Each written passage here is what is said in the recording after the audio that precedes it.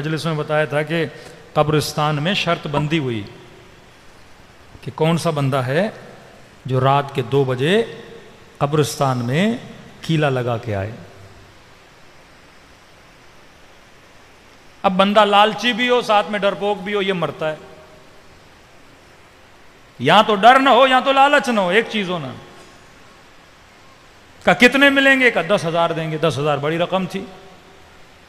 اس نے کہا میں جاتا ہوں. سب جانتے تھے ڈرپوکے. کہا تم نہیں. کہا میں جاؤں گا. 10,000 نہیں گوا سکتا. کبھی بھی ایسا کام کرو پہلے یہ دیکھو تیرے اوپر عقل کی حکومت ہے یا وہم کی حکومت ہے. وہم کی حکومت ہوگی تو مارا جائے گا، یا اٹیک سے مرے گا یا ہائی بلڈ پریشر سے مرے گا، زندگی ختم ہو جائے گی. اپنا قاتل خود نہ بن، پہلے خود کو مضبوط کر پھر اتر میدان میں. اب یہ بیچارہ گیا اور بیچ قبرستان میں زمین پہ کیلا لگانے لگا. لگاتے لگاتے کبھی دائیں دیکھ رہا ہے کوئی مردہ اٹھ کے نہ آئے، کبھی بائیں دیکھ رہا ہے. اب بندہ عقل سے سوچے کبھی مردے بھی نکلیں قبروں سے. وہم ہے نا بندے میں، وہم فیک خوف لاتا ہے. فیک خوف، یہ ہو جائے گا، وہ ہو جائے گا، وہ ہو جائے گا، بندے کو خدا سے دور کر دیتا ہے. لالچ بھی وہم کا ایک حصہ ہے. اکثر لوگ لالچ میں مار کھاتے ہیں، پیسہ گوا دیتے ہیں. کیلکولیشن تیری عقل کے مطابق ہونی چاہیے، نہ کہ تابع وہم اور تابع لالچ اور تابع ہوس اور یہ تابع شہوت اور تابع غصہ. تمہارے فیصلے ان چیزوں کی اتباع میں نہ ہوں. تمہارا امام غصہ نہ بنے، تمہارا امام شہوت نہ بنے، تمہارا امام لالچ نہ بنے، تمہارے فیصلوں کا امام حسد نہ بنے، تمہارا امام غضب نہ بنے، غصہ نہ بنے. یہ سارے فیصلے جب ان سپاہیوں کے انڈر ہوتے ہیں تو فیصلے غلط ہوتے ہیں. تجھے نقصان ہوتا ہے، کسی اور کو نہیں ہوتا. اب ڈر کے مارے یہ کیلا لگاتا گیا. آدھا کیلا جب زمین میں چلا گیا اس نے کہا بس 10,000 تو میں نے کما لیے. اب جیسے اٹھا، شلوار قمیض پہنی ہوئی تھی اس نے، اب توجہ اس کی نہیں تھی کیلا کیسے لگا رہا ہوں. جیسے اٹھا تو نیچے سے اس کی قمیض کھینچی. جیسے کھینچی، پہلا اٹیک کس نے کیا؟ وہم نے کیا. عقل کو تو اس نے آنے ہی نہیں دیا نا. عقل ہوتی بندہ سوچتا قمیض کیوں پھنسی ہے، فوراً وہم نے اٹیک دیا.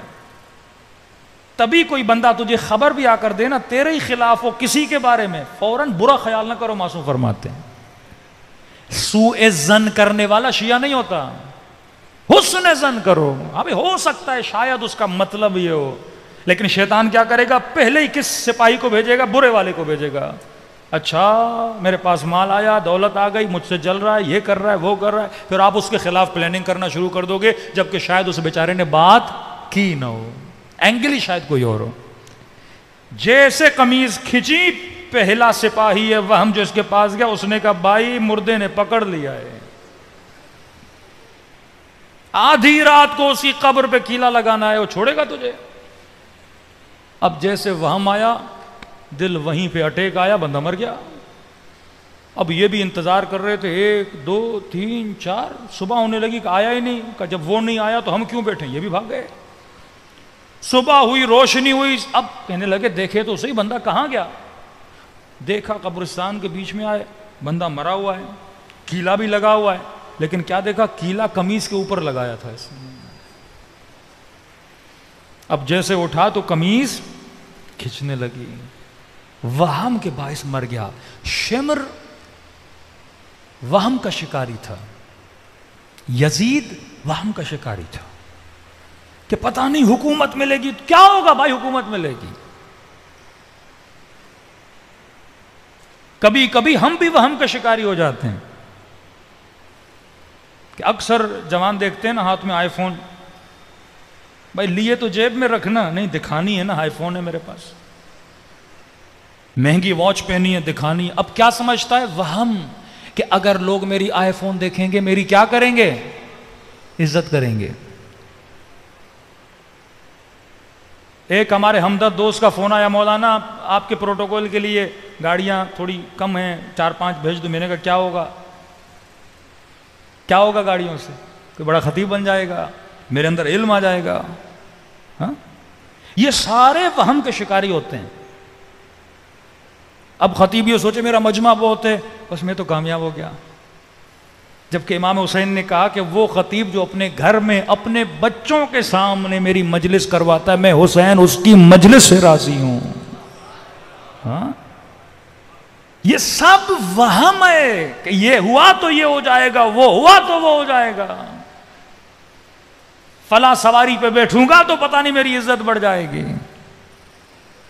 کتنے حکمران جب تخت حکومت پر آتے ہیں تو سمجھتے ہیں بس ہم ہی ہیں نا، جیسے ہمیشہ ہم اس تخت پہ رہیں گے، ہمیشہ اس کرسی پہ رہیں گے. کیا ہوتا ہے یہ ان کا وہم ہوتا ہے. پولیس والا مجھے سلوٹ کر رہا ہے میری وجہ سے، chief of army staff salute کر رہے ہیں میری وجہ سے.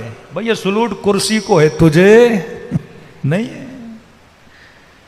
اب بندہ مر جائے گا، منکر و نکیر آئیں گے، یہ تو نہیں بولیں گے آپ ریٹائر آفیسر تھے، آپ 18 گریڈ کے آفیسر تھے، آپ کا اتنا پروٹوکول تھا، آپ کے اکاؤنٹ میں اتنے پیسے تھے. تو منکر و نکیر کہیں گے ملائکو ذرا عزت سے سوال کرنا.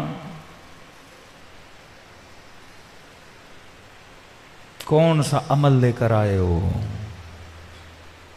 فارسی کا ایک شعر ہے، اگر تیرا باپ آفیسر تھا یا بہت بڑا تھا تو اس باپ سے تجھے کیا ملا ہے؟